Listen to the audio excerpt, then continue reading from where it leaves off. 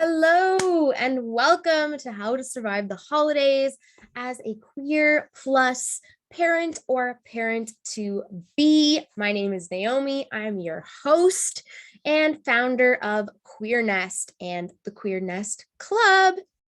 Thanks for being here. I'm so excited to talk a little bit more about the holidays and navigating them as someone who is at odds with most of society. If you feel me, drop a comment below. The holidays can be tough as a queer person, but also as someone who is going through a fertility journey or someone who has one child and is not interested in having another one at the moment. That's the boat I'm in. So there can be a lot of questions in the holidays, lots of invasiveness, people meaning well, but it just doesn't feel good. So much going on. A lot of family that you love, but don't really, jive with 100%, or people you just don't really want to be around, but you are because of your partner or whatever it is. All right. I'm not here to judge anybody. Some people have different boundaries, different thresholds than others. So we're just going to roll with it. I don't know what your situation is, but I know that you are worthy and valid and loved. And we're going to talk about some strategies for navigating these holidays with joy and ease and love and connection. Sound good? Here we go. All right, so first I'm going to talk a little bit about being a queer, trans, non-binary, gender non-conforming parent or parent to be on the fertility journey. And then I'll talk a little bit more about queer folks in general at this time. All right, so for parents, I love you all. I am you. I'm a parent, a queer parent, and I've already gotten my fair share of questions about my uterus, and it is not fun. So my first tip would be to have an answer prepared. This is great because you get to have the fun experience of forecasting silly questions that people might ask you and then coming up with some answers that might feel better for you than bumbling in the moment. Been there. Or coming off very defensive in the moment. Also been there. So if you're someone who likes to prepare, who likes to not feel blindsided by invasive questions, but likes to kind of have something ready to bat back, this is the tip for you. So this can be a generic script as well. If you haven't pre-prepared something specific to a specific question, no worries. Just saying that you're happy the way things are, or you're not worried about that right now. You're focusing on this right now. For example, my business is growing and that's what I'm focusing on right now rather than my fertility journey. Whatever it is, just know that you don't have to answer anything that you don't want to answer. Also, if you don't want to go to something, you don't have to. All right. Gone are the days where we feel super compelled to overstep our own boundaries for the well-being of other people. All right. I really want you to know that you are worthy of loving yourself first. And if that means you need to protect your energy, if you need to stay home, anything you need, you deserve it. You can respect your own needs and wishes, and that is powerful and the biggest form of self-love that exists. If you really want to go, great, go. And then use the other tips that we'll talk about today to help you bolster yourself while you're there. You can always redirect conversation. Like I mentioned earlier, if you have something else you want to talk about, or if you want to ask them some questions, that's a great time to do it, is to just redirect that conversation, change the topic, and people should clue in and see that you don't want to talk about that right now.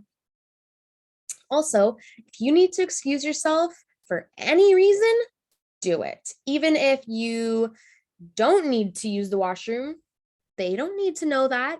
Just excuse yourself and go to the washroom. Take a beat, take a minute, scroll through your Instagram or jot down some notes on your iPhone just to jot down what you're feeling in the moment. Excuse yourself. If you need to take a breath of fresh air, do it. It's totally, totally fine. And again, we are respecting ourselves and our actual desires and wishes. All right. So another tip I have for you, I don't know why my camera went a little blurry. Okay, are we better? We're better, yay. Lean on your squad, all right? And if you don't have a squad, find a squad, all right? The Queer Nest Club is here for you. We are a community of queer plus, gender nonconforming parents or parents to be anywhere on the journey from trying to conceive to postpartum, even thinking about starting the baby journey. We're here for you. And we're here when things are tough. We're here as sounding boards. We're here to support you. We're here to hold you. We're here to listen because we'll all do this for each other. It's a mutual beneficial thing. We're all a part of something greater than ourselves. I don't know why this keeps unfocusing. It's frustrating me. We're just going to roll with it. Thanks for your patience. Much appreciated. So we're leaning on our squad and we're also leaning on our partner. It's so important to communicate with your partner about your boundaries, your needs, your wishes, your desires, because they might be dealing with their own in the moment. It is a very stimulating time, the holidays, and each person is navigating all the information coming in at us at the same time. And so they might not pick up on subtle cues, and that's not a time to resent them for that. It's a time to tap in and connect further and just openly communicate about what your needs are, what boundaries are being overstepped, and what they can do to help and support you. And even if you can be on the same page before going to an event, that's even better. So those are my top tips for you queer parents out there or parents to be who are not looking forward to events this year or just don't know how to talk about things or just want some helpful tips. This is for you. So now we're going to dive into a little bit more of a general guide, general tips for the queer community at large, not specifically parents or parents to be. Have your safe contacts. So this is similar to having your squad ready. This is people that you've talked to in advance, planned it out, that they will be there to support you while you're at an event in case you need them. Again, we're not putting ourselves in harm's way or out of safety, but if it does happen, then you have someone you can turn to and rely on to help you through the situation and just talk to. Super important. It's often really helpful to bring something with you that keeps you calm and grounded. And people love that too. If you bring knitting or a project that you're working on or art or, a musical instrument or your work, whatever it is that you need to keep yourself sane in the moment, just do it. Even if people wonder or ask questions, let them. And honestly, it's much better that you can be calm and collected and grounded rather than on edge and twiddling your thumbs, for example. A lot of times that's where the breeding ground is for conversations that aren't so fun, is boredom. So if you keep yourself from being bored, then people will not just infringe on your space as much, hopefully. It also gives you a chance to kind of be a little bit more of an observer in the room, not an active participant if you need that kind of buffer. It's perfect. Don't be afraid to step away, take breathers. We already talked about this. It's still very much applicable. Take your breaks. Again, we have so much stimuli coming at us. Take your breaks as necessary. If you need more breaks than you thought you did, it's okay. Take them. It will do you wonders. Boundaries, you're allowed to have them. You're allowed to keep yourself safe. All right. This is so important. I cannot stress it enough. We as a society are getting better at understanding why boundaries are so important. And I want that for you. I want you to understand that loving yourself first is the most important thing you can do. And holding your boundaries lets other people know the level of respect that you expect for yourself, right? So if you love yourself and you have a certain level of respect for yourself, then other people will follow suit. And if they don't, then you hold them accountable. Don't let them step over your boundaries, reinforce them, because that reinforces to them that you care about yourself and you care about your boundaries. This is important. Have an exit strategy. So just know that you are more than welcome to leave any situation you don't want to be in. And so it's really good to just have an exit strategy always for anybody, honestly, because you always want to be prepared to just be able to leave and respect your boundaries. And if they've been crossed, and if you don't feel safe in the environment, you want to be able to leave. Don't forget to celebrate with your chosen family too, right? So not only do we get together with our biological family, if that's your reality, but we also want to make sure that we're hanging out with our chosen family that loves us unconditionally and we feel ourselves and comfortable around, and not like we have to do a lot of this prep work before we hang out with them. Tap into your squad. This is relevant again, super, super relevant. Again, if you want to hang out in the Queerness Club, if you are a parent to be somewhere on your journey, please, please join us. I cannot wait to have you in there. But if you're not, that's okay. Tap into whatever squad you have that helps you feel loved, safe, connected. Have a WhatsApp group, have a Facebook Messenger group, some kind of access that you can tap into at any moment and have the support you need. It's so, so vital. Like that kind of connection is invaluable. And what will really guide us through life in such a positive way is when we're connected to our squad that supports us and cheers us on and loves us unconditionally. Make sure to take alone time. This is key because, again, the stimuli is so much around the holidays. There's so many sounds, smells, noises, conversations, activities, so much. And like, it is overwhelming. So make sure that you keep a balance. Schedule in some alone time so that you can reset, rewind, slow down the clock, and just recoup and regenerate yourself, because we can't just be on stimulation overload all the time.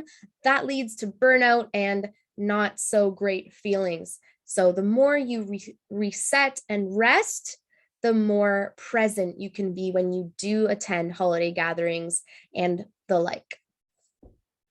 And the more your cup will feel full and you'll just feel much better as a human.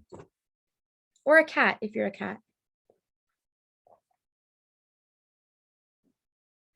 I alluded to this in the beginning, but journaling or writing down your feelings or thoughts can be really, really helpful.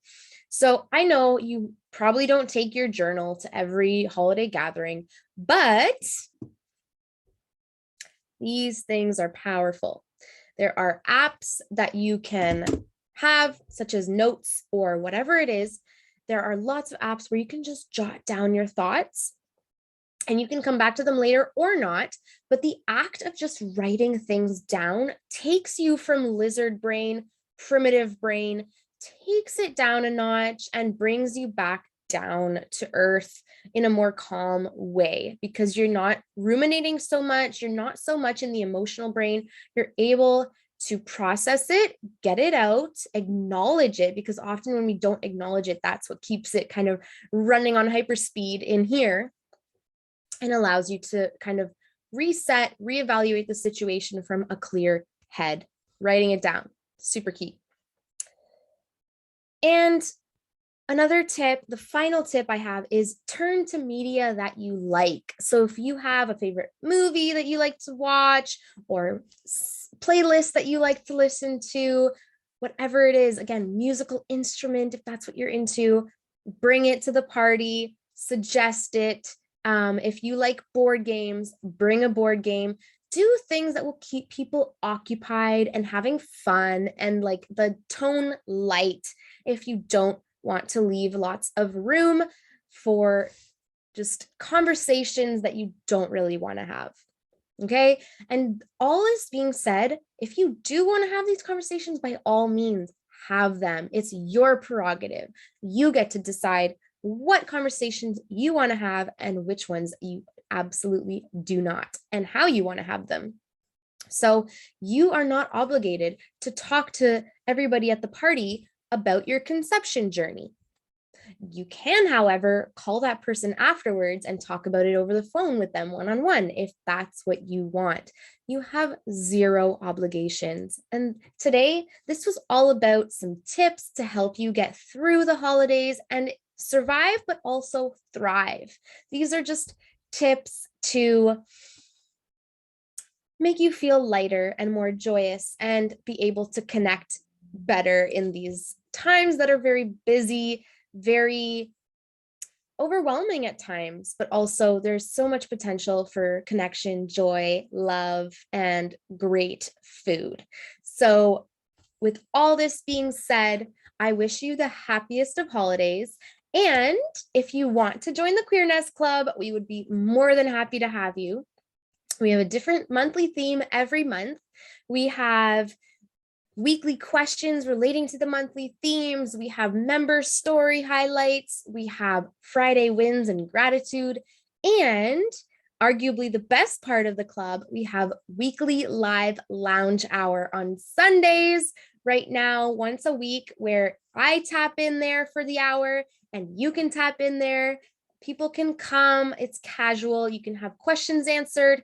We'll talk a little bit more about that weekly question that we asked at the beginning of the week, go a little bit more in depth about the themes and the highlights of the week, or lowlights, whatever you want. That's the time to tap into it with me, your perinatal guide and expert, and all your fellow club members. So right now there is a founding member sale. It's 25% off the regular price. So go on and join now. It's not going to be available forever. It's just for the first 10 founding members of the club.